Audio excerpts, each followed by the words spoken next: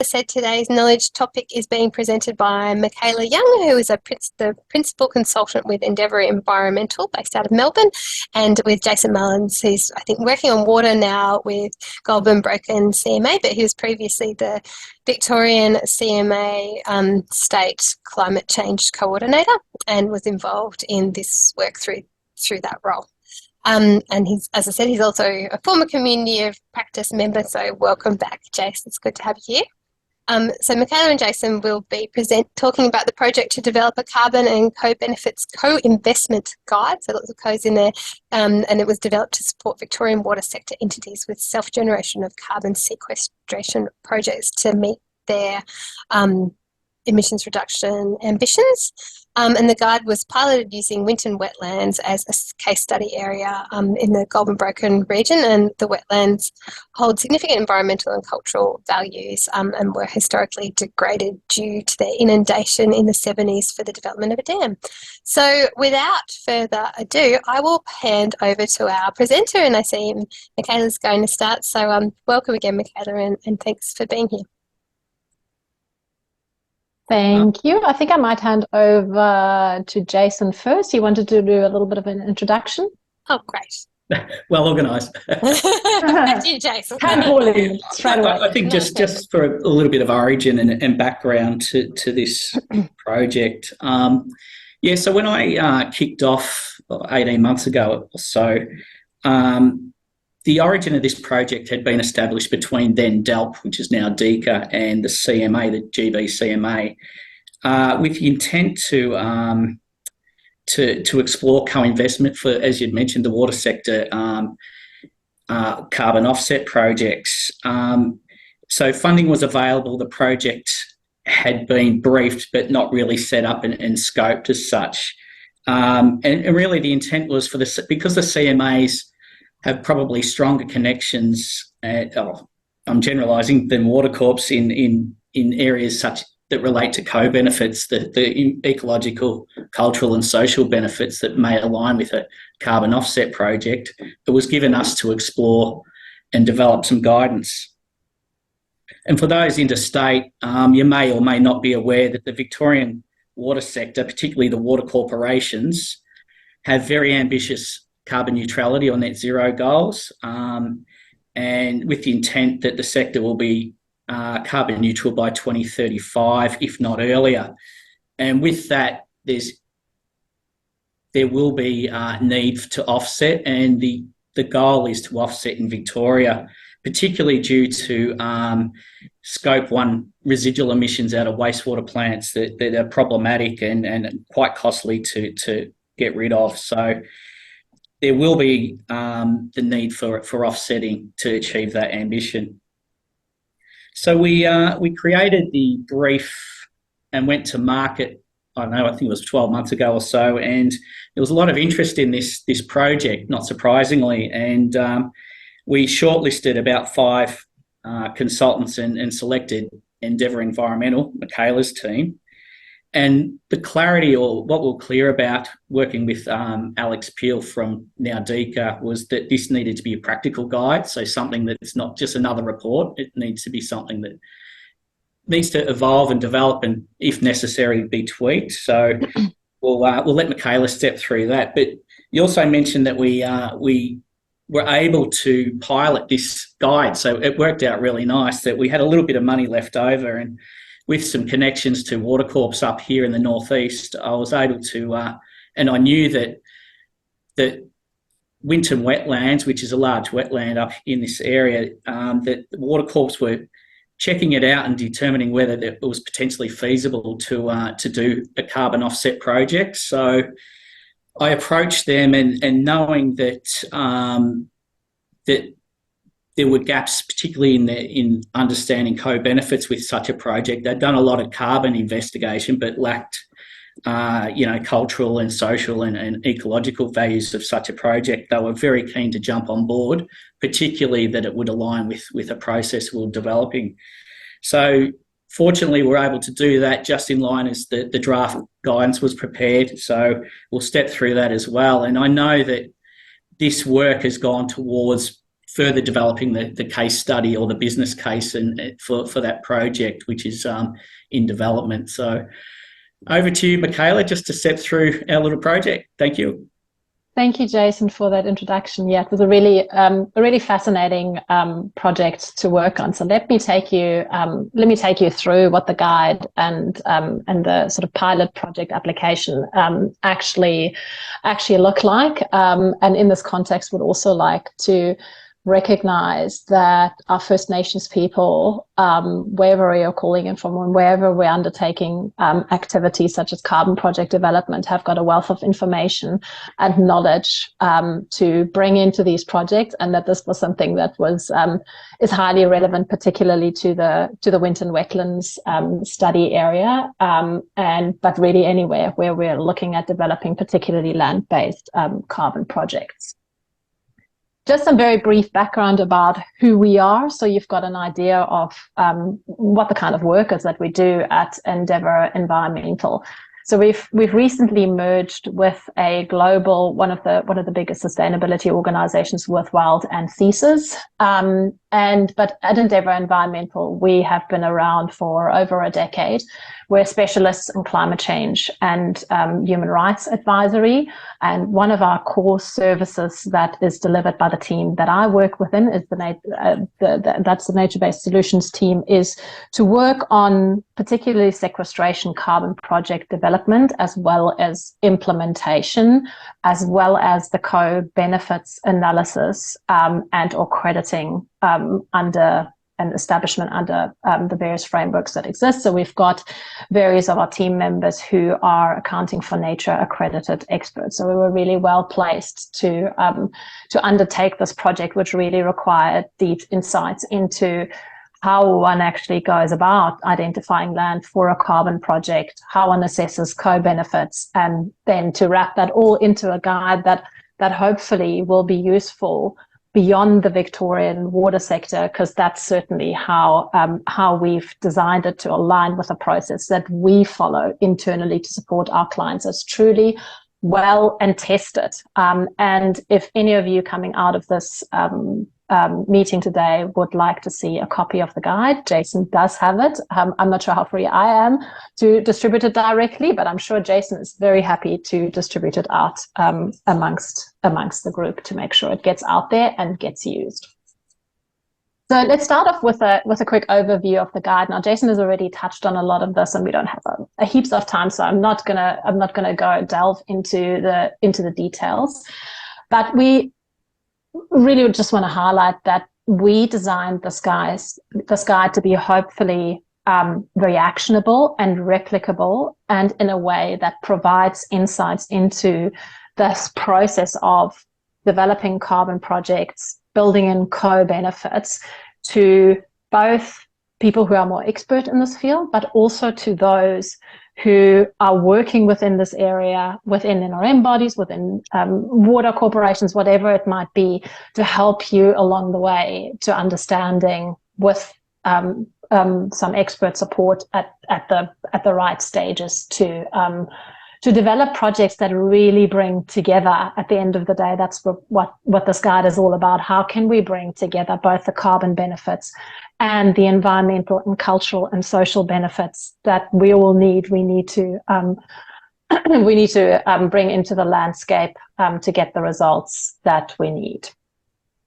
The other thing that I want to highlight is the context in which this guide has been prepared. And really here, the major take-home message is that nature markets are still very much an emerging proposition.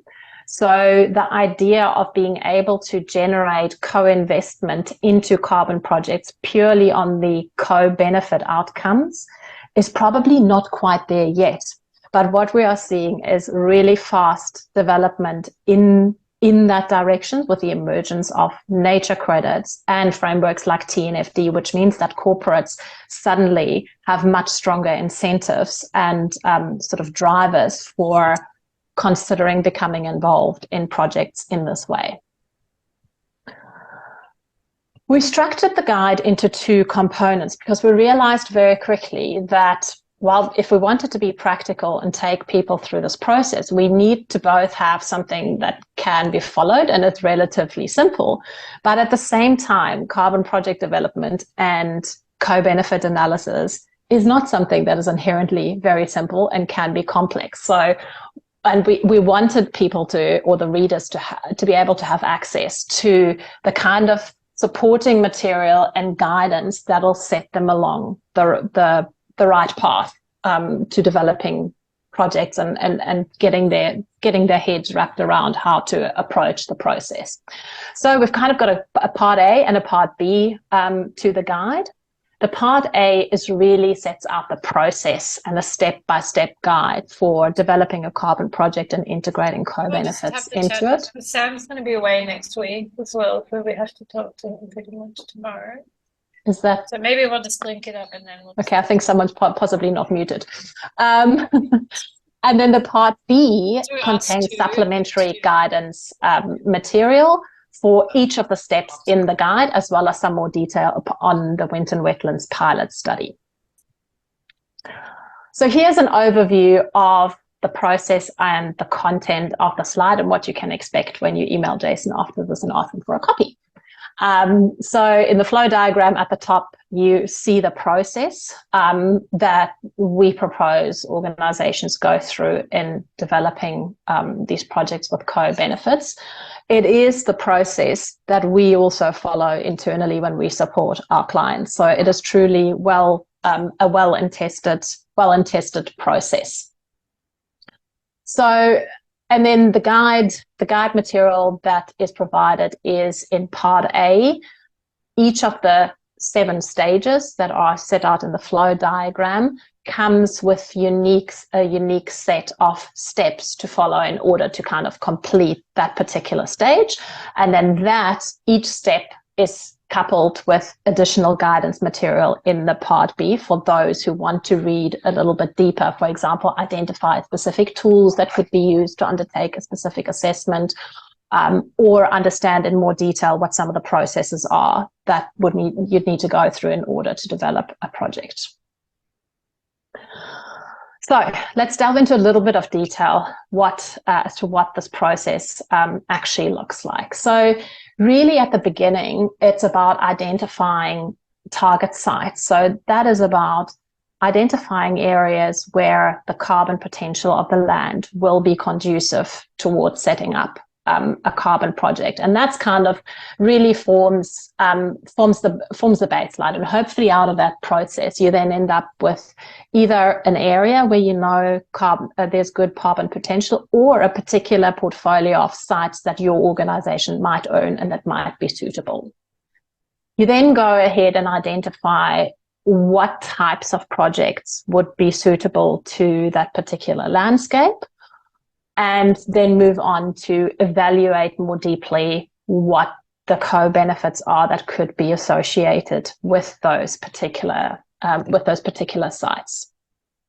Once all of that is kind of wrapped up and you've identified a site, you've gone through the process of identifying the carbon potential, have got some idea of what the yield will look like, what the co-benefit potential of that particular site is, you can then start engaging with potential investors who might be interested in putting money to the side, and also investigate funding mechanisms that might help to push a project over the line. If that's all good to go, you then proceed to the detailed project design, which is, for example, if we're looking at a plantings project where you actually set out, well, this is what the design of the area will look like. These are the species that we're going to plant. These are the stems per hectare that we're going to plant. We're going to plant in these areas and not in those areas, and so forth, and then move on to project registration and project implementation. So in a nutshell, that's the process for developing your carbon and co-investment project. Something that is obviously very critical is to match the co-benefit and carbon opportunities. And as we'll see in a moment, for the Winton Wetlands, that's actually or that is one of the areas that was challenging for the site, and it is something that you will encounter most likely in practice, and that is that you might find sites where, hopefully in the best case scenario, both of those opportunities align and both are really strong. But in a lot of cases, what you will probably find is that there might be some mismatch in the sense that carbon potential might not be that great, but really high co-benefit potential, and or vice versa. So what we did here is prepared a map focused in on Victoria, obviously, that identified some hotspots for biodiversity potential, but also maps that against the background of the CMA, so that organizations, the Victorian water sector, can tap into the knowledge base that NRMs have around where co-benefit potential exists, what some of the strategic focus areas from a spatial perspective should be, and so forth. Oops, I shouldn't have used my mouse. And then this map, on the other hand, shows you the carbon potential of the land, with areas demarcated in blue being areas of high carbon potential and areas of red being areas of lower carbon potential. In other words, lower yield for establishing a carbon project. What you'll also find if you analyze this map closer is that, particularly in Victoria, for a lot of the areas that are actually shaded in dark blue, those are areas that are forested already. So in a lot of cases, what you'd be looking at is actually land that doesn't necessarily have the highest carbon potential. So then it becomes even more important, I guess, to match that with strong co-benefit outcomes to achieve ultimately the best outcomes for the environment. Before we tap into or talk a little bit more about the Winton Wetlands study, I want to take you very briefly through what we set out in the guides on where we're at with development of nature markets. So as I've mentioned right in the beginning, they're really an emerging proposition, and there are sort of supply side and demand side factors that play into the fact that this market hasn't quite yet developed to the stage where you will easily be able to attract investors.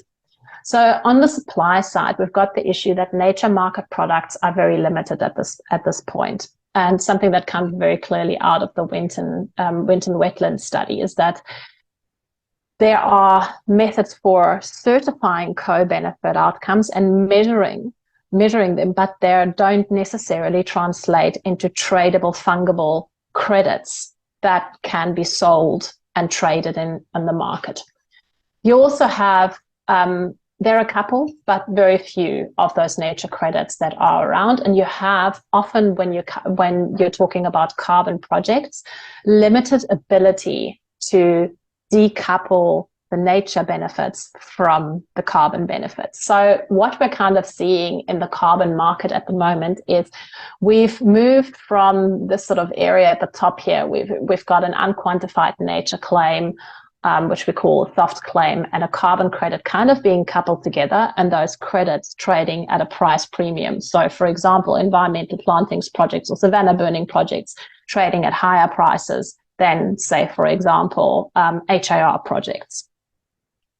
We're moving very fast to more acceptance and more demand for certified co-benefit nature outcomes.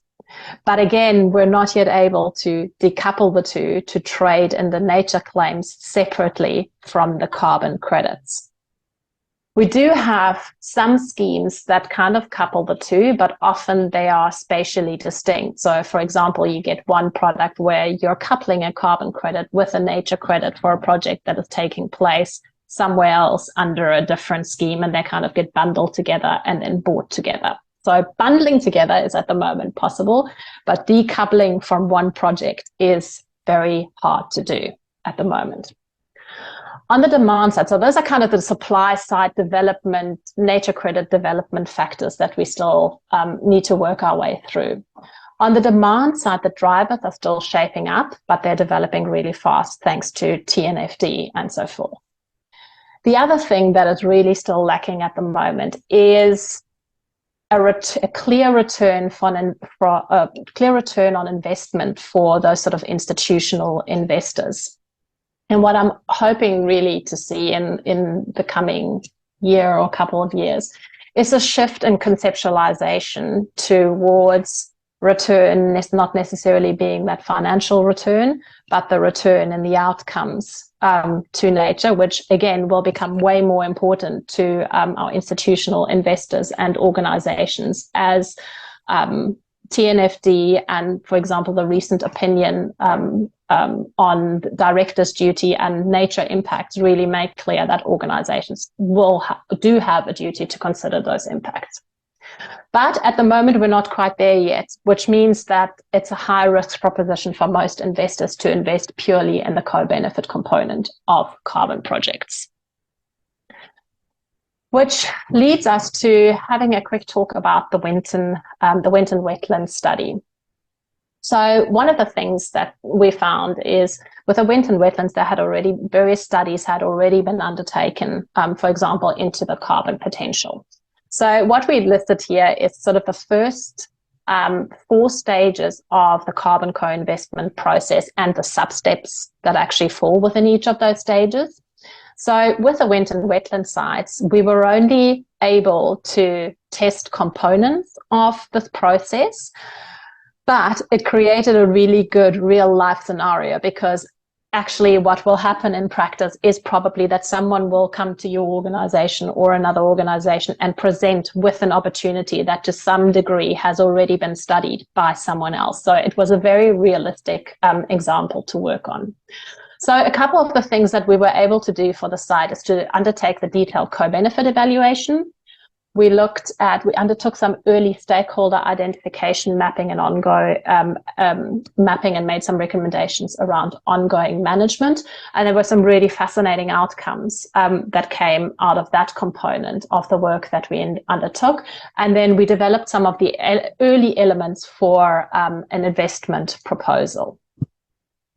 So as I foreshadowed, right in the beginning, you're very likely to often find that there is potentially a mismatch between carbon and biodiversity value. And for the Winton Wetlands, it was the low carbon side, but really high biodiversity value. And what makes the site so particularly unique for Victoria is its sheer size, which kind of makes up for the relatively low carbon potential of the site.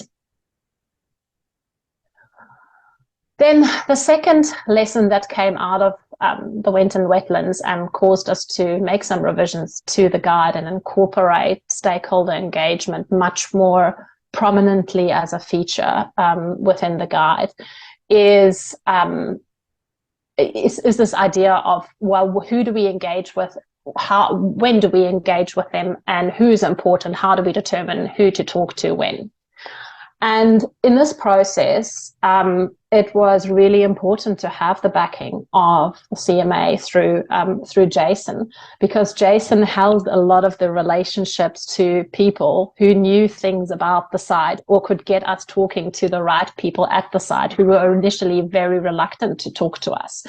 So, and that was one of the things that Jason very clearly communicated when we kicked off with this project, was this idea that CMAs really want to be involved in this process and want to support, and you have really good resources, you hold relationships, you know the land in your areas that you're working in. So that really came to the fore and caused us to make some revisions to the guide. So what we did for the Winton Wetlands is go through a process of identification of looking at the who, the how, the what, and the when. So who has ties to the site, and who are those people? How do we categorize those people into kind of the strategic and primary stakeholders versus the wider stakeholders whom you might engage with a little bit later on in the process of carbon project development? So that involves really looking at how important the various stakeholders are to the carbon project and the co-benefit outcomes, and then kind of creating a list of these are the most important people to engage with. And then asking the questions around what do they know, what do they need to know, and what do they know that could really help us. And then answering some of the questions around when to engage with those different stakeholders. And then the final lesson from Winton Wetlands was really looking a little bit more closely at how we can match carbon and co-benefits and risks and opportunities. So in this picture, you can see a full layout of the Winton Wetlands site. So this little shaded area here, the Boggy Creek Swamp, was actually the area that was identified for the pilot site, which is not a particularly suitable site for a sequestration or tree plantings project, because you're dealing with a swamp which a lot of the time is inundated with water, so very high risk from a carbon project perspective. But on the other hand, for the committee of management that takes care of Winton Wetland, this was a really, really important area to meet some of their environmental outcomes. So, and in a previous study that had been conducted which focused purely on the carbon potential of the site, this area was clearly carved out as this is too high risk for a carbon project development. So one of the things we really looked at, or that came out of this, is the understanding that one can use the co-benefit outcomes and co-benefit desires to de-risk a carbon project. So designing the carbon project component in such a way as to achieve the most co-benefits for fauna and other species actually also involve de-risking the carbon project component through species selection and so forth. So there are ways around this and bringing co-benefits and carbon projects closer together. Now, from an environmental perspective, we identified a number of co-benefit programs that could be suitable and applied to a carbon project at the site. Interestingly, one of the strongest sort of potential, other than using accounting for nature to certify the outcomes, but that not resulting in sort of a tradable unit, is to look to the potential of cultural fire credits, which are credits, as the name suggests, so they're unitized, but still not tradable. However, looking at cultural burning, the site has a very rich cultural history and a really strong ties to, or traditional owners have very strong ties and want to re-establish their connection with the site. So in talks with the cultural liaison officer and the ecologist of the site, their desire to undertake cultural burning activities at the site was identified as one of the key management activities that would benefit not only this surrounding area surrounding the Boggy Creek Swamp, but the site as a whole. So here is something that through carbon project investigation led us to discover the opportunities for tapping into this idea of emerging nature and social markets, or mechanisms to support activities that could really ultimately benefit the environmental outcomes for a site. So that in a nutshell is the work that we undertook for the co-benefit site. I'm very happy to take questions, and I actually forgot to say right at the beginning that unfortunately my technical colleague, Leela McAdam, who undertakes a lot of the modelling, carbon modelling and physical environmental co-benefits analysis, could not be with us today. So bear with me on that side. I tend to work more on the policy and regulatory and sociocultural aspects. But certainly happy to take questions and do my best to answer them or take them on notice and get back to you. Great, thanks so much, Michaela and Jason, for that overview. If I just get you to unshare screen, and I'll be able to see who's perfect, thank you. Then I'll be able to see who's got questions. So do we have some questions about this project from the floor? Who is ready?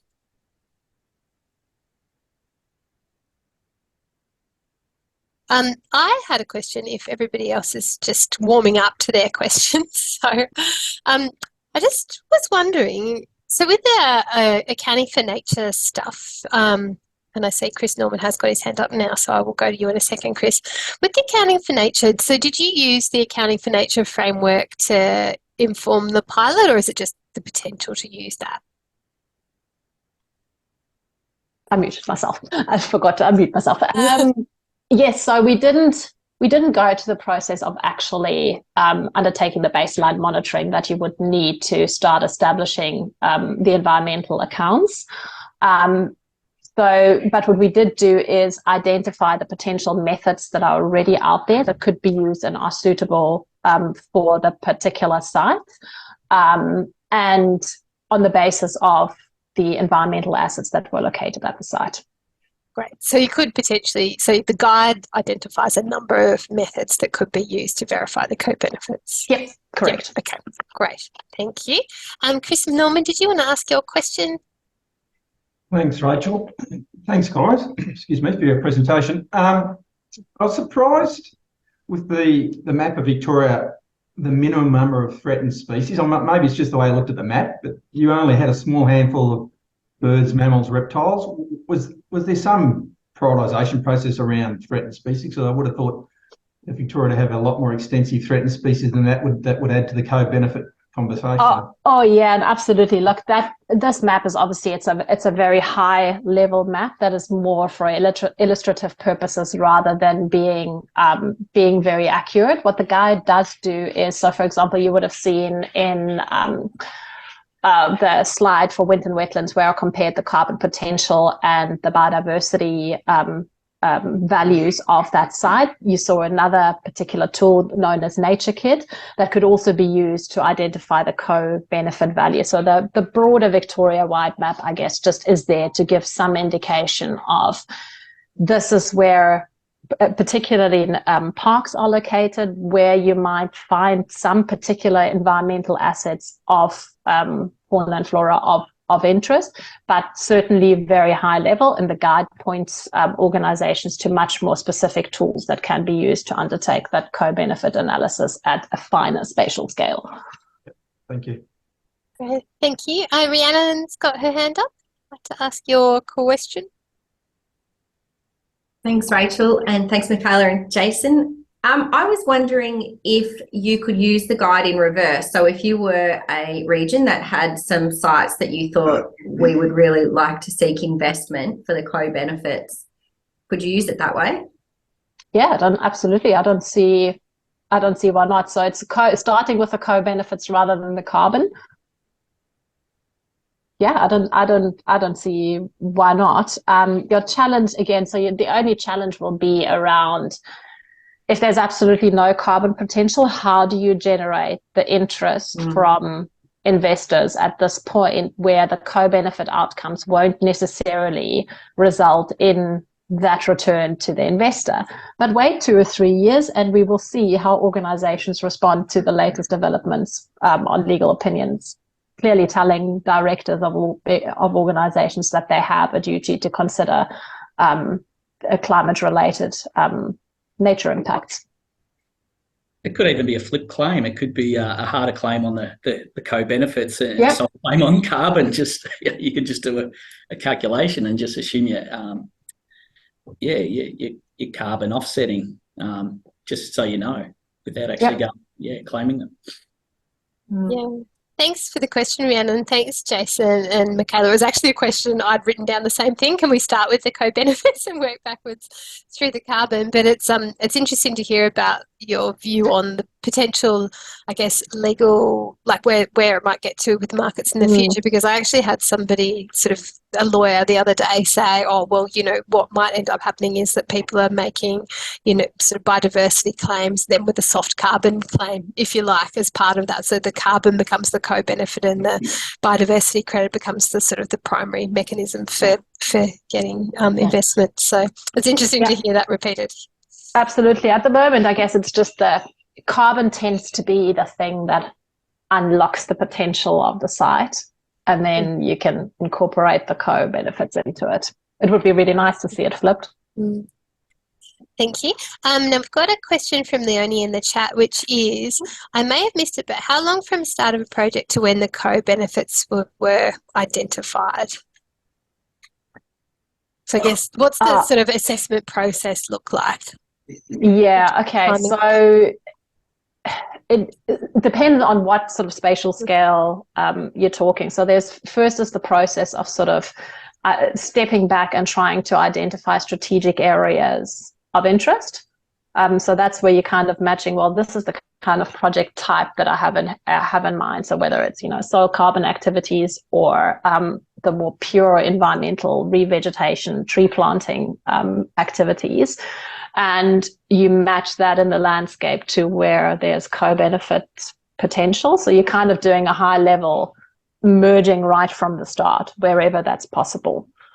What tends to happen at the particular site level is you assess the carbon first and often remotely.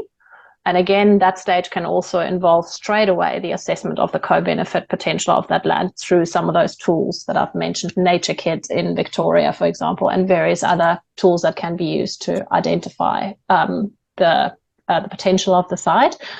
And then you go out on site where you'll assess, the site in detail. And it's at this point that you would gather detail for both the carbon project and the co-benefit. So they really do go hand in hand. It's just that carbon kind of leads the way a little bit, in the sense that if there's very little or no carbon potential, you're very unlikely to go ahead with just a co-benefit component.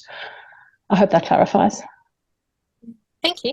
Is the Winton Wetlands project, will it go ahead? I mean, it was sort of pilot to run through the process, but what do you reckon, Jace? Is it? It's quite a challenging site, particularly just through ownership and complexity. Even the challenges of us selecting a pilot site, which wasn't ideal, as Michaela pointed out. So where they're at is more due diligence, more feasibility, and then establishing a business case. So hard to tell, hard to know, but it's certainly an ambition for Winton to plant the 2,500 hectares that we're talking about scaling this up to. So hopefully it does. It'd be a great outcome, but it's got to work for all parties, and it does get quite complicated when you're talking Crown land with multiple stakeholders. So yeah, we'll watch and see. We might have to do another presentation in a year's time. You might. And it'll be, so if the project goes ahead, it'll be delivering ACCUs, it's through the sort of ERF process, and it'll be for the Victorian Water Authority. So is this site owned by one of the water? No, it's not, because you said it was sort of Crown land. So Crown land, yeah. Yeah, so will they sort of go to the market, or will they'll sort of be allocated to water authorities? I guess, what's the sale process? If you get to market, what's the next step for the project? The mechanics are being determined, to be honest. Yes. And I think initially when it was flagged, it was a great idea. It's in the Goulburn Valley and North East Waters patch as such. It's right on the boundary, and we know land is limited in Victoria. Certainly, water corps have a lot of land, but they're all over the place. They're not sort of concentrated into a large site where they can have a crack like this. So I think with water corps approaching the committee of management and saying we're willing to invest in an outcome thereafter, I think that was sort of the starting point, I suppose, and that's where we were at. So to do this pilot, right at that starting point, that feasibility, although they'd done some of the carbon feasibility work, we were pretty much right at the start too, weren't we, Michaela? Yeah, absolutely. Yeah, so watch this space, I suppose. Yeah, fantastic. Did anyone else have a question before we let Michaela go? No, looks like not.